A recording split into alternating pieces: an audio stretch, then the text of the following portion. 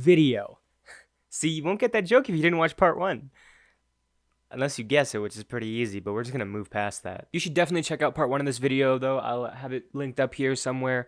Personality types are not final or definitive, so I think that you could probably get a lot of recommendations in there, even if your personality type is in this video, so go check it out. Just in case you don't go watch that video because you hate me, which I get, understandable, I just wanted to explain a few things real quick. I'm a Canadian boy, so I'm going off of Canadian Netflix, but most of these should be available wherever you are, and if they are not, I do try and sprinkle in some extra recommendations. Also, just a tip, just focus on the personality traits that I'm mentioning and the reasoning as to why those traits fit well with certain shows, because even if what I'm talking about isn't your personality type, or you've forgotten your personality type, or you've watched the show that I'm talking about before, you might still get a lot of insights into your taste. But anyways, I'm rambling again, so let's jump back into this. ENTP, the debater. People with this personality type are often described as innovative, clever, and expressive. ENTPs are also known for being idea-oriented, and this is why this personality type has been described as the innovator, the visionary, and the debater. I don't even have anything to make fun of here. It just sounds cool. Like, I wish I was in that group. Well, to be fair, I actually might be, because I made this video without remembering which one I am. Okay, so strengths, like it said, innovative and creative, but they can be argumentative and unfocused. I think a really easy recommendation here would be to pick something that was very sci-fi and heavy on big ideas, probably focused on technology like Altered Carbon or Black Mirror. But I think that one that comes out of left field a little bit, but I think it would be really interesting for this type, is BoJack Horseman. It looks like people in this group would be good psychologists. They'd be really into exploring the mind and ideas, and they'd enjoy shows that are really creative with their premises and are able to explore a multitude of tones and storylines. BoJack Horseman at a surface level looks like just another crass adult animated show like South Park or Family Guy, and to be fair, parts of the first season do lie in that camp, but pretty quickly it turns into this really interesting exploration of humanity, our darkest days, psychology, complex relationships and decisions, redemption, and morality. It also mixes its tones ridiculously well. It's one of the saddest shows I've ever seen, but it can still be a comedy pretty often, which is incredibly tough to pull off. Plus, it has a ton of conceptually interesting and unique ideas in terms of its plot lines or the way it tells its stories. Also, it's got a crap ton of quotables. Overall, this is, in my opinion, a top 10 show of all time, and it really makes you think basically the whole time you're watching it. ISFJ, the protector. People who have ISFJ personalities tend to be reserved, warm-hearted, and responsible. Okay, so this is the Hufflepuff personality. We can just skip this one. ENFP. No, I'm kidding.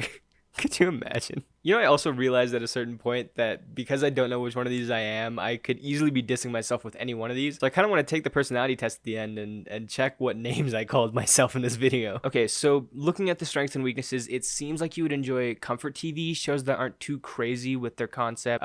They don't like they don't like having aggressive tonal shifts or a lot of action thrown at them, not in a bad way, just you want it to be a bit more relaxed, I feel like. You probably skew a bit more sitcom-y, which is tough to recommend because I feel like people in this group have already watched a ton of sitcoms before, so I don't know if I would be giving you a new recommendation. I would say if you do really like comfort TV, I would go with New Girl. That's one of my personal comfort shows. How I Met Your Mother would also be a good option for this kind of personality trait. It has some weirder concepts here and there, not too many, but I think the thing that really jumps out at me is the eye for detail part of this personality type. How I Met Your Mother tends to have a bunch of hidden things in the background or things that characters say, which it's just really fun to watch videos about the hidden details in that show, almost as fun as it is to watch the actual show. So ENFP, the champion. People with this personality type are often described as enthusiastic, charismatic, and creative. People with this personality type are very charming, energetic, and independent. I can guarantee you that at least 90% of the people with this personality type have a YouTube channel. As if their channel will be successful. God, they're so delusional.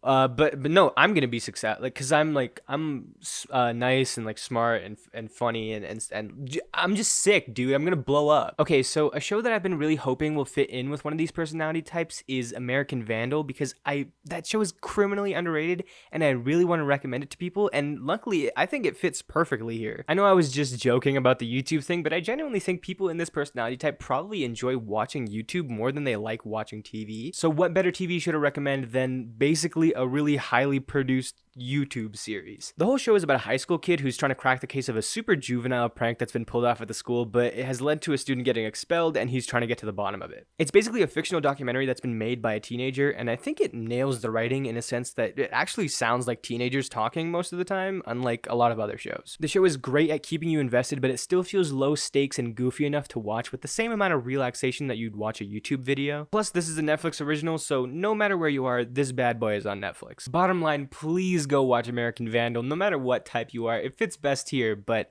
That is one of my favorite shows, and I feel like a lot of people would really like it. INFJ, the advocate. People with INFJ personalities are creative, gentle, and caring. INFJs are usually reserved, but highly sensitive to how others feel. Oh, y'all got hella strengths. This is like the most we've seen. This kind of looks like the guru group.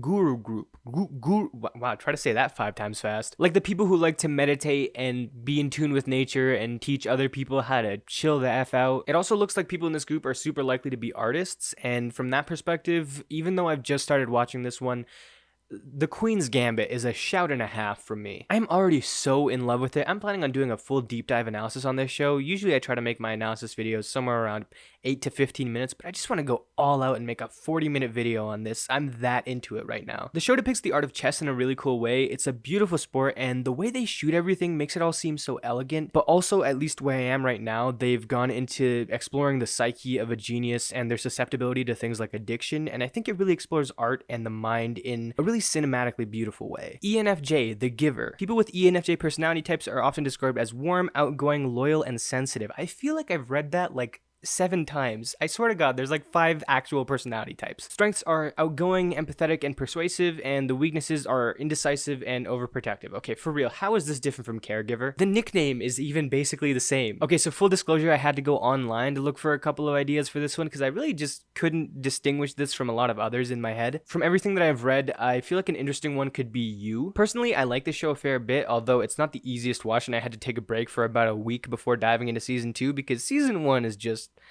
a lot. But this show kind of depicts basically an ENFJ who's gone off the deep end, and personally I love watching shows that are dark representations of things I know from experience, so it might be cool to see a character who's basically a loony version of your own personality. INFP, the mediator. The INFP personality type is often described as an idealist or a mediator personality. People with this kind of personality tend to be introverted, idealistic, creative, and driven by high values. Okay, I swear to God, half these personality types are loyal and caring and creative, and I don't know, Chief, that just doesn't sound right. From the pictures, it kind of looks like people here would be healers and librarians. Librarians are my type, dude. This actually kind of sounds like my type. I feel like I should just recommend my videos. If you've got this personality type, hit me up, baby. I just flirted with my phone camera. This is a new low for me. I think a main difference here from a lot of other personality types that we've looked into is the big picture part of things. For a lot of the other ones, the strengths have been an eye for detail, but this is big picture, so I'm trying to think of big picture shows. Actually, a really good one, and I don't know why this isn't showing up on my watch list, which is what I'm kind of basing some of my recommendations off of, but End of the World is a great show for this, I think. I've only seen the first season. My friend told me not to watch the second one because it'll ruin it for me, but then some of my other friends told me that they really like the second season, so I don't know. But based on the first season, this show definitely focuses a lot less on the details and is more spontaneous and focused on a grander scope, while still being very personal to our 2 leads. They don't have a perfect plan, they aren't trying to get an exact thing done, they just kind of want to be free. And despite that more overhanging, not as moment-to-moment idea, the show is always engaging, and the length of the first season is perfect for this show in my eyes. ENTJ, the commander. Other people often describe this personality type as assertive, confident, and outspoken. Oh, y'all stonks. Okay, don't worry, I understand perfectly. Strong leaders, well-organized and assertive, but impatient and stubborn. I feel like the characters these people want to see on screen are probably also really assertive and self-assured. I can guarantee you these people get so frustrated at shows where the main character or any of the characters don't take what life gives them and they keep messing up despite being given so many opportunities. You root for the people that always make the right decisions, not ones that can just never get their shit together after a really long time. I stopped watching Doctor Who around season 9, I think, of the new Who series, but I'd say the character of the Doctor would probably be really fun for you to watch. He's almost always in control, even if he doesn't let everyone know at the time, and he's a great leader that you can see in hundreds of different scenarios. You'd probably be the most into seasons 2 to 4, since the David Tennant version of the Doctor I think could be the most assertive when he needed to be, while also being a kind soul when it called for it. Okay, so Mayday. It turns out Doctor Who is not actually on Canadian Netflix anymore, which I didn't realize while I was filming. I left it in because it's still a good recommendation if you do have the ability to watch it, but I guess the Netflix substitution for it would be Suits. It's all about lawyers, which I feel is a pretty popular profession in this group, and almost everyone in the show either thinks they're this personality type or they are this personality type, and it's definitely fun to watch all of these alpha personalities clash so often. INTJ, the architect. Sometimes referred to as the the architect or the strategist, people with INTJ personalities are highly analytical, creative, and logical. Strengths are they like abstract concept, which we've noticed a lot of types don't feel that way. High expectations, good at listening. Weaknesses, judgmental, callous, and insensitive. I think a show that in my opinion is pretty underrated. It gets a bit repetitive here and there with its gimmick, but overall conceptually it's so good,